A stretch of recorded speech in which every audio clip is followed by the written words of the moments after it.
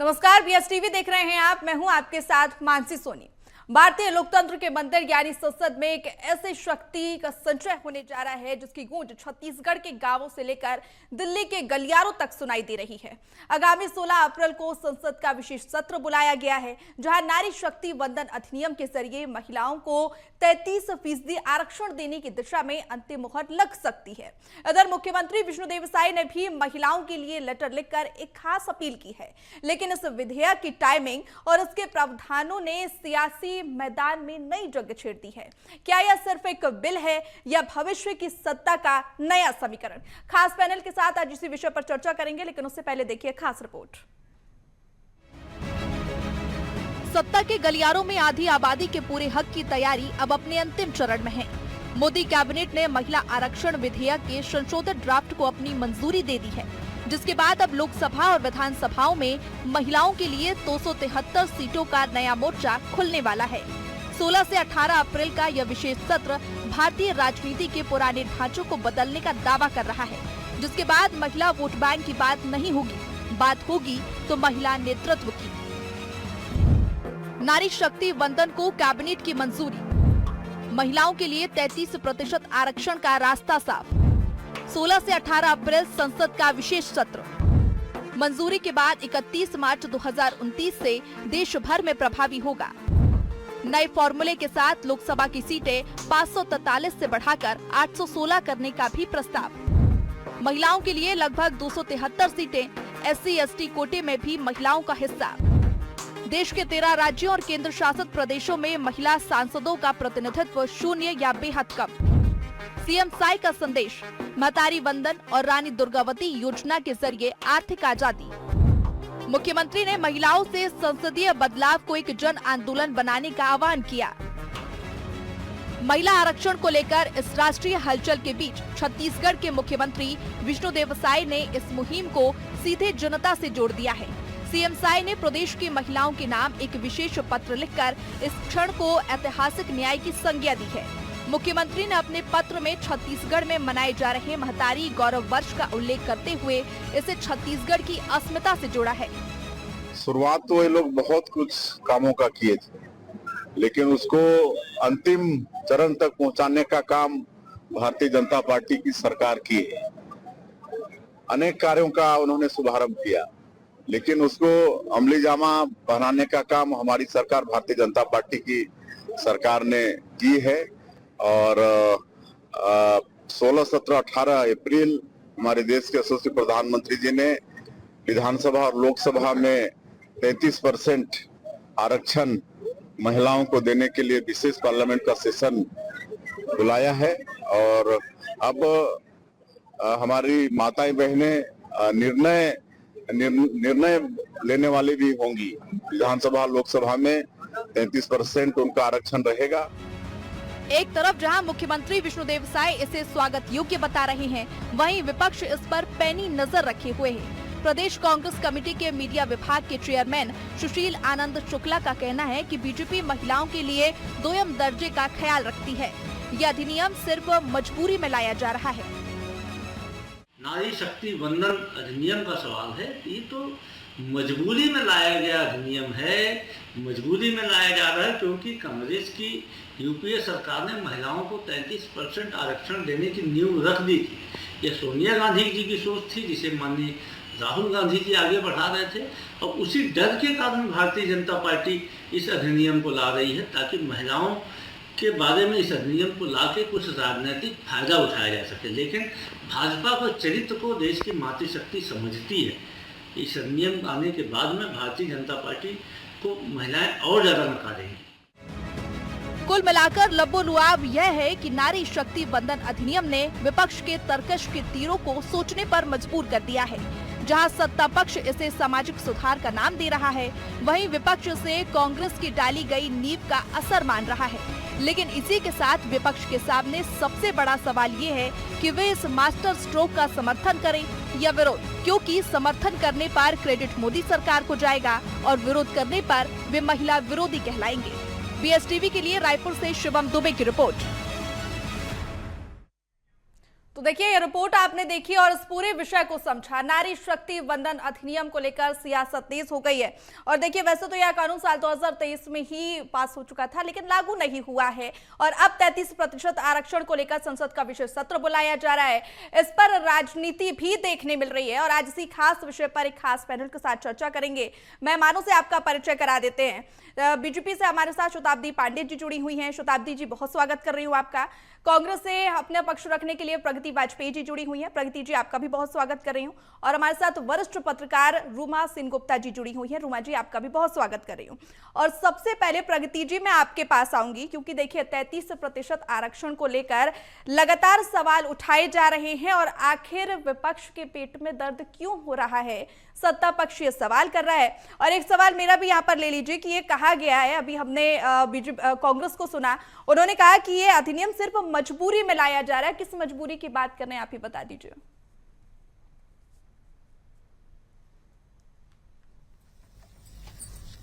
देखिए मानसी जी, जिस नींव पर ये महिला आरक्षण जो विधेयक लाया जा रहा है, महिला आरक्षण के लिए विशेष सत्र बुलाया जा रहा है, उसकी नींव स्वर्गीय श्री राजीव गांधी जी ने रखी थी, जिसके चलते आज देश की 15 लाख से ज्यादा महिलाएं पंचायतों पर प्रतिनिधित्व कर रही हैं और जिनकी संख्या यदि देखी जाए तो 40% से ज्यादा है।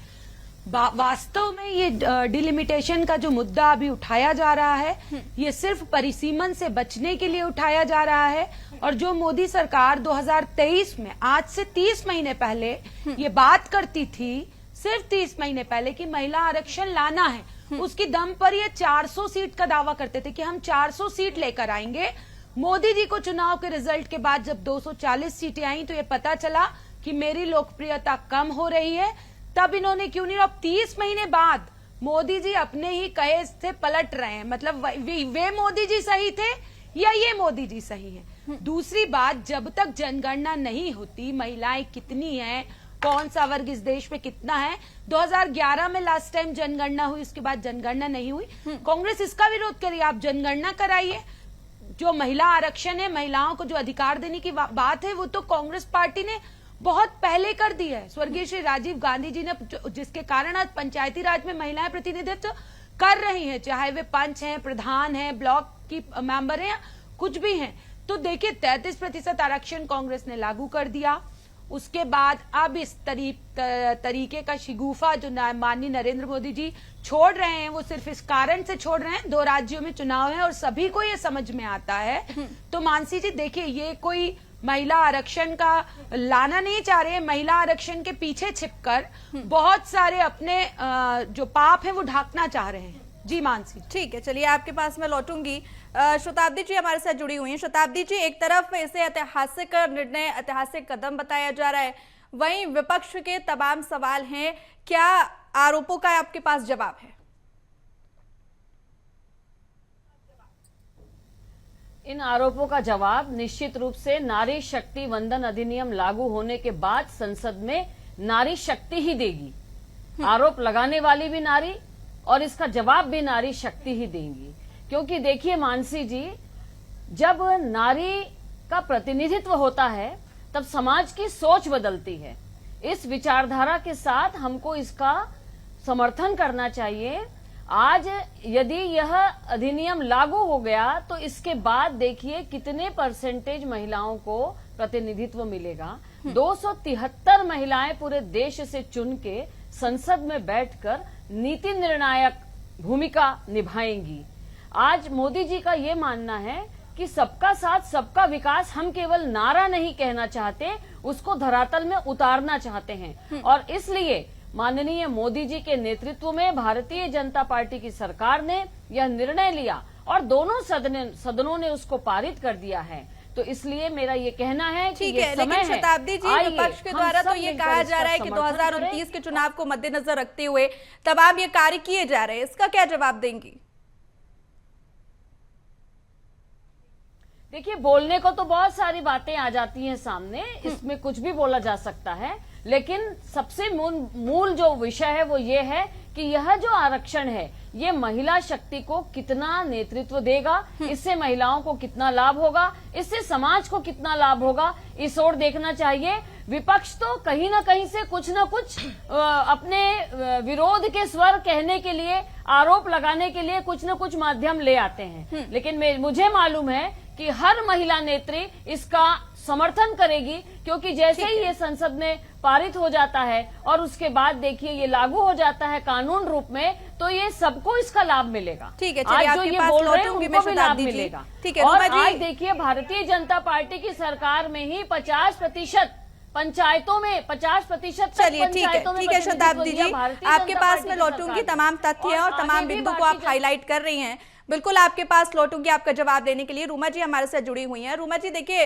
पक्ष और विपक्ष की अपनी अपनी राय है, लेकिन क्या राजनीतिक गणित साधने का यहाँ पर प्रयास किया जा रहा है, क्या आपसे समझेंगे?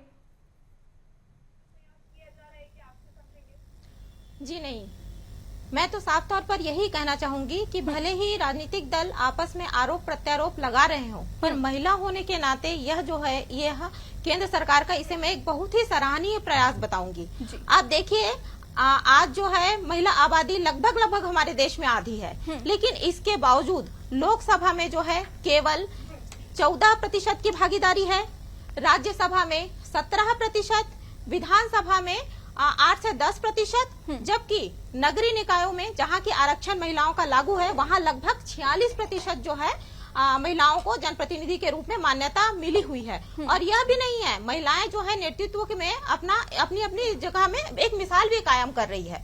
भारत जो है सदैव से ही, पुरातन काल से ही महिलाओं को जो है नारी शक्ति या शक्ति का स्वरूप मानते रहा है। तो इस स्थिति में मेरा यह कहना है कि इससे महिलाएं जो है नीति निर्माण के क्षेत्र में जब आगे आएंगी तो खास तौर पे कमजोर महिला, बच्चे, इन सब की जो समस्याएं हैं उनको और अधिक संवेदनशील तरीके से सुलझाने में इनसे मदद मिलेगी।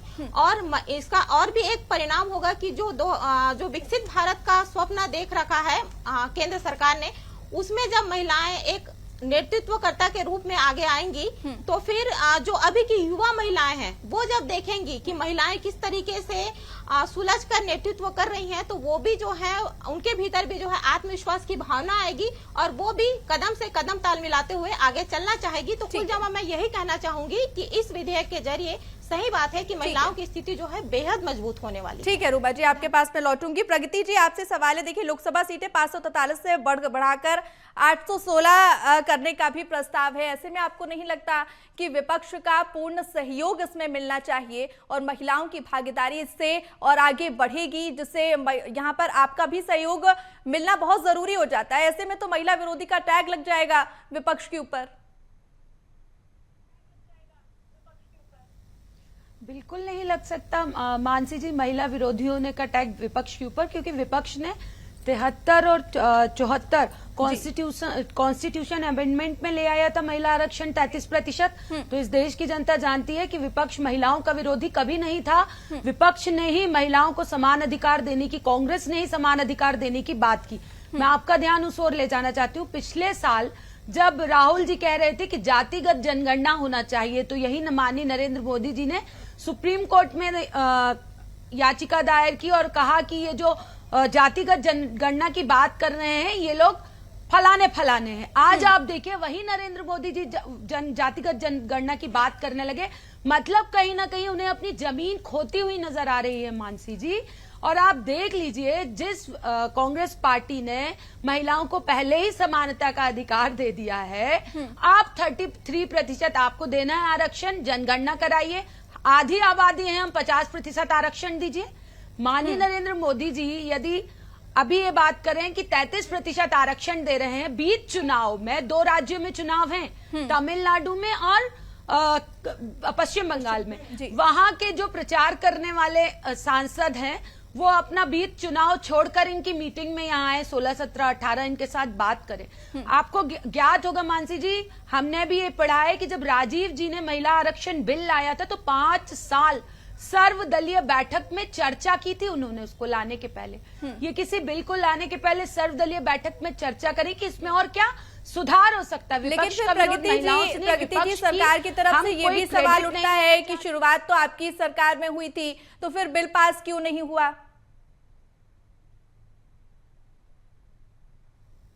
देखिए, क्रेडिट की हम क्रेडिट जीवी नहीं है, हमने क्रेडिट नहीं लिया। देखिए, काम तो कांग्रेस पार्टी ने किया ना, दिया राजीव जी ने। मैंने आप डिबेट शुरू होने के पहले बताया, ये क्रेडिट जीवी लोग जबरदस्ती बीच चुनाव में क्या जरूरत कि हमको 33% आरक्षण करना है। ये मैं पहले भी कही हूं, मैं अभी भी कह रही हूं कि ये परिसीमन के कारण ये आरक्षण लेकर आ रहे हैं और कहीं ना कहीं जातिगत जनगणना से बचने के लिए जो भारतीय जनता पार्टी है वो इस तरह का बिल लाना चाह रही है। कीजिए सर्वदलीय बैठक और जो जेन्युइन मुद्दा है उस पर पहुंचिए कि महिलाओं का आप कहते हैं कि जिसकी जितनी भागीदारी उसका उतना हक, तो कितनी महिलाएं हैं आप उसके हिसाब से आरक्षण दीजिए। विपक्ष ये कह रहा है, विपक्ष इसका कतई विरोधी नहीं था।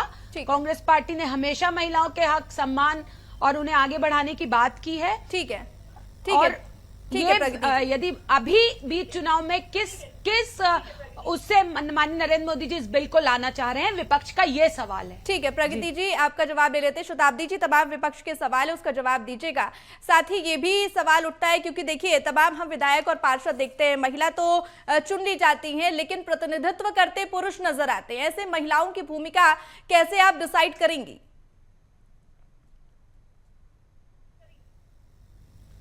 देखिए मानसी जी, निश्चित रूप से ये जो अधिनियम आ रहा है इससे नारी जो है केवल शक्ति के रूप में जो मानी जाती थी, आज वही शक्ति व्यवस्था का नेतृत्व करेगी। ये बहुत बड़ी बात, एक बहुत बड़ा ऐतिहासिक कदम हमारे प्रधानमंत्री जी ने लिया है और विरोध करने वाली पार्टियां स्वयं हाशिए में आ जाएंगी। जनता ने पहले भी कई राज्यों में इनको धूल चटा दी है, आगे भी जनता इनको इसका जो है वो रिजल्ट दे देंगी कि किस प्रकार से जब महिलाओं के पक्ष में इतना सुंदर अधिनियम आया उस वक्त आपकी क्या भूमिका रही। तो मैं ये कहना चाहूंगी कि इस प्रकार से विरोध नहीं करना चाहिए। और आप जो प्रॉक्सी रिप्रेजेंटेशन की जो बात कर रही हैं, जो सरपंच पति की जो बात कर रही हैं, वो अब इसमें इसलिए नहीं होगा क्योंकि 1.5 दशक से आपने देखा महिलाओं का सर्वांगीण विकास करने के बाद ये अधिनियम को लाया गया है पटल पर। जबकि जिस समय 73-74 अमेंडमेंट के समय ये आया था तब महिलाओं की मानसिकता तैयार नहीं थी, घर की दहलीज वो लांग नहीं रही थी ग्रामीण महिलाएं, और उनको अचानक इसमें चुनाव लड़ना पड़ा। तब उनके पतियों ने उनका स्थान लेने की कोशिश की।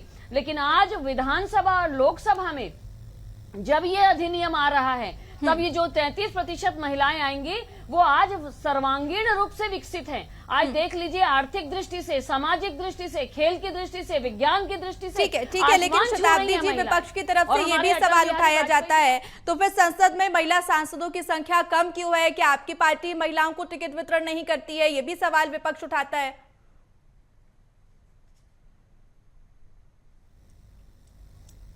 मैंने आपका प्रश्न नहीं सुना जी। शताब्दी जी, सवाल ये है कि विपक्ष के द्वारा लगातार जिस तरह से आप बोलते हैं महिला समर्थन में महिलाओं की भागीदारी होनी चाहिए, 33% आरक्षण मिलना चाहिए, तो विपक्ष ये भी यहाँ पर सवाल उठाता है कि फिर संसद में महिला सांसदों की संख्या कम क्यों है? क्या आपकी पार्टी महिलाओं को टिकट नहीं देती है? क्या महिलाओं को आगे नहीं बढ़ाती? क्या विपक्ष इस तरह से भी सवाल उठाता है?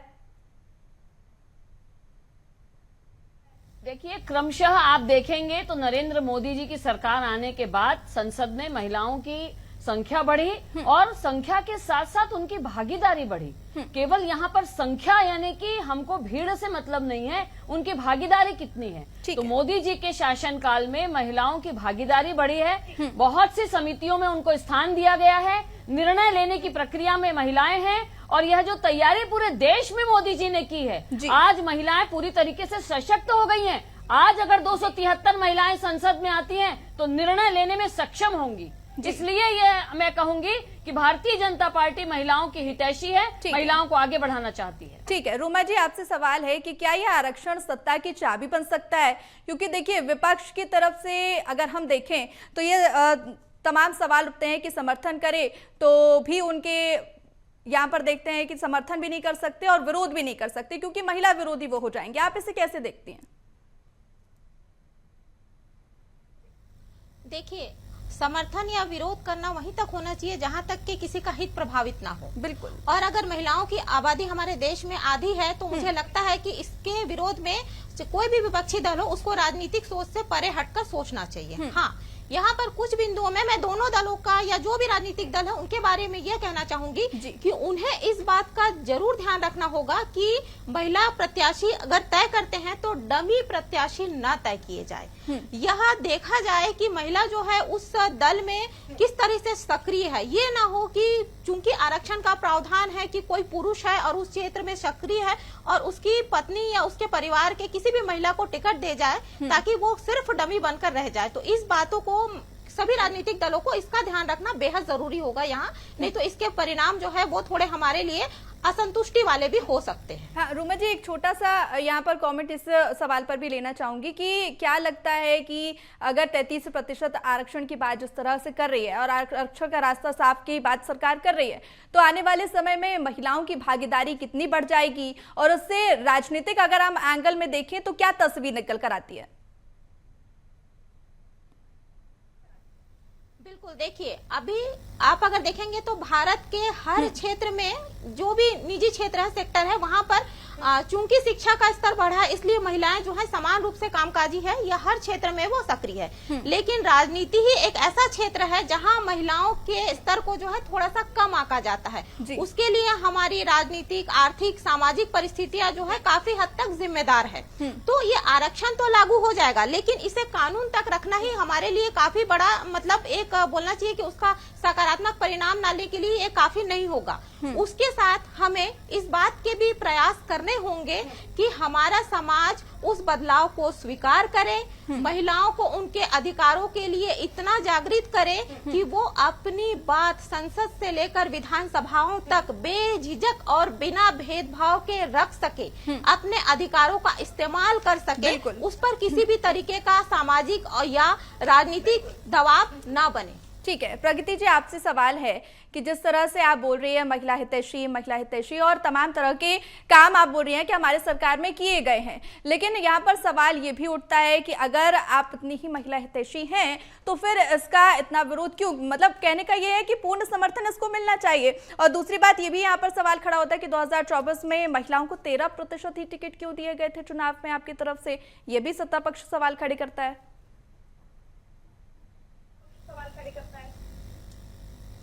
देखिए मानसी जी, हमने पहले कहा कि 30 महीने पहले नरेंद्र मोदी जी ने बोला कि महिला आरक्षण लेकर आ रहे हैं। 30 महीने पहले सिर्फ चर्चा की 2023 में। जब विपक्ष ने मांग की तो 2024 में उन्होंने आरक्षण लागू क्यों नहीं किया? जब उन्हें 2024 में ये पता लग गया कि मेरा जनाधार खत्म हो रहा है तो अब जरूरत है उन्हें उनके चुनाव का मैनेजमेंट करने के लिए महिला आरक्षण को बिल को पारित करने की जरूरत है, जिसके कारण ये महिला आरक्षण बिल लेकर आ रहे हैं। विपक्ष का सवाल हमेशा रहेगा कि बिना जनगणना के सरकार कैसे डिलिमिटेशन कर रही है, पहली चीज। दूसरी चीज, एसआईआर में जो इतने लोगों के नाम काटे गए, करोड़ों लोगों के एसआईआर में नाम काटे गए हैं, तो सरकार बहुत सारे लोगों के जोड़े भी गए हैं। उसके बाद 50% आरक्षण दे महिलाओं की जितनी आबादी है उस पर। जी प्रगति जी।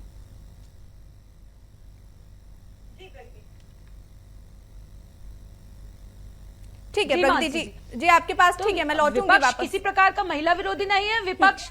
ठीक है मैं आपके पास लौटूंगी। शताब्दी जी जवाब दे दीजिए, क्योंकि विपक्ष कह रहा है कि ये मात्र सिर्फ एक चुनावी स्टंट है, चुनावी स्टंट नाम दिया जा रहा है इसे। देखिए मानसी जी, ना के 9 बहाने इनको ना करना है तो किसी भी तरीके से घुमा घुमा कर अलग अलग तरीके से ये कहना चाहते हैं कि अभी ये विधेयक रुक जाए, ये लागू ना हो, कानून के रूप में लागू ना हो। और इसको आज देश की मातृशक्ति देख रही है। आज महिलाओं को कितना दुख पहुंच रहा होगा कि जब उनके लिए सारा कुछ तय हो गया, दोनों सदनों ने पारित कर दिया, अब मात्र चर्चा के लिए रखा जा रहा है, तो चर्चा से भागते क्यों हैं? लेकिन शताब्दी जी, प्रगति जी तो सीधे तौर पर ये कह रही हैं कि जनगणना के आधार पर होना चाहिए। जी हाँ, जनगणना की बात चर्चा का समय यही क्यों रखा गया? 2023 में जब कांग्रेस ने मांग की कि आप आरक्षण बिल लेकर आए, आरक्षण लागू कीजिए, तब क्यों नहीं आपने लागू किया? चैनल पर बैठकर भ्रम मत फैलाइए। देखिए, आपकी सरकार से कांग्रेस ने मांग की थी 2023 में कि 33% आरक्षण आप लागू कीजिए। आपने किया नहीं किया? आप कश्मीर में 370 हटाते हैं, आप कश्मीर में 370 हटा रहे हैं, दूसरे प्रदेशों पे उसके वोट मांगते हैं और कश्मीर में आपको वोट ही नहीं मिलते हैं। तो इस तरह का जो भ्रम फैलाती है भारतीय जनता पार्टी, वो देश की जनता बहुत अच्छे से जानती है। शताब्दी जी, प्रगति जी की कांग्रेस आपने कहा ना कि अटल जी सोचते थे। ठीक है शताब्दी जी, प्रगति जी, ठीक है।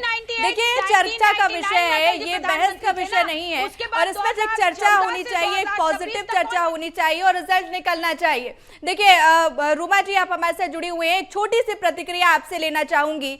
रूमा जी से मैं प्रगति जी, रूमा जी से एक छोटी सी प्रतिक्रिया लेना चाहूंगी। रूमा जी, जिस तरह से पक्ष विपक्ष के अपने अपने सवाल हैं, क्या कहेंगे आप उस पर? और देखिए प्रगति जी, शताब्दी जी, आपके पास में ठीक है समय की कमी है, प्रगति जी समय की कमी है, ठीक है, पंचायतों पे प्रतिनिधित्व ठीक है, ठीक है शताब्दी जी, आपके पास लौटूंगी। प्रगति जी, प्रगति जी, ठीक है, ठीक है प्रगति जी, देखिए चर्चा का विषय है, बहस का विषय नहीं है, ठीक है प्रगति जी। रूमा जी, आपके पास मैं लौटूंगी, वरिष्ठ पत्रकार हमारे साथ जुड़ी हुई है, ठीक है। रूमा जी, क्या लगता है आपको? पक्ष और विपक्ष की अपनी अपनी राय है, आप क्या, एक छोटा सा रिएक्शन आपका प्रगति जी, ठीक है प्रगति जी। रूमा जी, आपका छोटा सा रिएक्शन जी। मैं ये कहना चाहूंगी कि देर आए दुरुस्त आए, है ना। हमें इन मतभेदों पे नहीं पड़ना चाहिए कि कब लागू होना था और कब नहीं लागू होना था। महिला होने के नाते हमारा इतना ही काम होना चाहिए कि अगर हमारे हित में चाहे कोई भी सरकार हो, बिल्कुल, वो अगर कुछ कर रही है तो उसका स्वागत करना चाहिए, ताकि हमारा राजनीतिक प्रतिनिधित्व मजबूत हो। और हम जो है, जिस भारतीय समाज को सदैव से पुरुष प्रधान कहने का एक तमगा लगा के रखा था, उस पर हम काम कर सके, हम अपनी बात रख सके, हम अपने हित में सारे निर्णय ले सके। बिल्कुल। और देखिए जिस तरह से 33% आरक्षण की बात की जा रही है, सभी महिला पैनल इसलिए जुड़ा हुआ है, महिला मेहमान इसलिए बुलाए गए हैं क्योंकि इस विषय पर अहम चर्चा हो सके और महिलाओं का क्या पक्ष है वो सामने आ सके। फिलहाल आप सभी का, सभी मेहमानों का, शताब्दी जी आपका, रूमा जी आपका, प्रगति जी आपका, चर्चा में जुड़ने के लिए बहुत शुक्रिया।